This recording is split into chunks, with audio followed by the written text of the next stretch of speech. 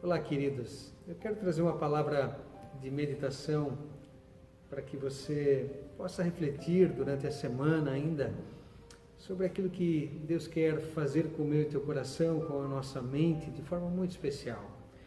A palavra de Filipenses, capítulo 4, os versículos 8 e 9, que diz assim: Finalmente, irmãos, tudo que for verdadeiro, tudo que for nobre, tudo que for correto, tudo que for puro, tudo que for amável, tudo que for de boa fama, se houver algo de excelente ou digno de louvor, pensem nessas coisas.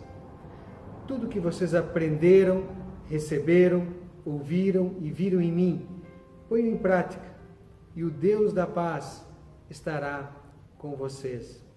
Queridos, essa palavra do apóstolo Paulo aos Filipenses, já no final da sua carta, onde depois de ter dado muitas instruções, ele falou sobre conflitos, ele falou sobre dificuldades, sobre lutas, falou sobre coisas boas, falou sobre alegria, e ele encerra a carta trazendo um estímulo para que aquela comunidade, aquelas pessoas procurem trazer para a sua mente o pensamento, a forma correta de viver a partir da palavra de Deus, para que isso influencie todo o seu ser, toda a forma de ver a vida. E aí, por essa razão, eu gosto daquilo que diz a palavra, a nova versão transformadora, uma nova versão da Bíblia, e ela começa dizendo assim: concentrem-se em tudo que é verdadeiro, em tudo que é nobre, em tudo que é correto, em tudo que é puro, em tudo que é amável, em tudo que é admirável. Pensem no que é excelente e digno de louvor. O apóstolo Paulo, ele está convidando as pessoas para que vejam a vida a partir da palavra de Deus, com o olhar de Deus, com a fé. Eu quero usar um exemplo bem vivo para nós, né? Nós que conhecemos o Antigo Testamento, conhecemos o Abraão, o Paul Tripp, no livro A Vocação Perigosa, ele traz Abraão como exemplo de alguém que concentrou a sua vida em Deus. O Paul Tripp diz o seguinte: em vez de meditar na impossibilidade da situação, Abraão meditava no poder e no caráter daquele que fez a promessa. Quanto mais Abraão permitia que seu coração se aquecesse na glória de Deus, mais convencido ele se tornava de que estava em boas mãos. Ao invés de um círculo de desencorajamento e desespero, a história de Abraão é de encorajamento e esperança. Por quê? Porque ele meditou nas coisas certas. Sabe, queridos, não tem como nós não olharmos a situação ao nosso redor. Tudo que nós fazemos, tudo que nós ouvimos, tudo que nós encontramos no momento atual é difícil. A gente está passando por um momento difícil. Só que essas notícias elas chegam naturalmente. Só que nós não deveríamos nos concentrar nelas. Elas estão aí, são fatos. Mas para nós, o que deve aquecer nosso coração e a nossa mente é um outro fato. É o mesmo que dirigiu Abraão. Abraão foi chamado quando já era idoso. Abraão deixou a sua terra. Deus havia prometido para ele que faria uma grande nação. Deus havia dito que daria na velhice dele, na velhice da sua esposa, que era estéril, um filho.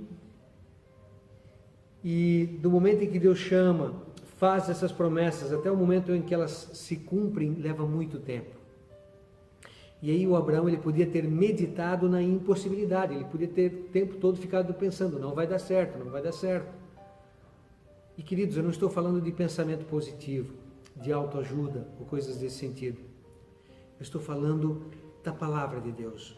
O que fez Abraão poder vivenciar essas coisas de uma forma diferente foi porque ele se concentrou em Deus. Ele não se concentrou em si mesmo e nem na situação ao seu redor, mas na promessa e no cuidado de Deus. Em vez de meditar na impossibilidade da situação, Abraão meditava no poder e no caráter de Deus e nas suas promessas. E eu e você somos convidados a meditar, ou seja, a orar sobre isso, a ler a palavra de Deus e a, quem sabe, decorar textos como esse de Filipenses e levá-lo para o nosso trabalho, levá-lo para nossos afazeres e condicionar a nossa mente para que ela entenda que quem está no controle das coisas é Deus, e se a nossa vida está nas mãos de Deus, está sob o controle de alguém que é maior do que tudo que está acontecendo. Por isso, amados, façam o que Paulo disse. Façamos, né? Esse convite é para mim e para ti.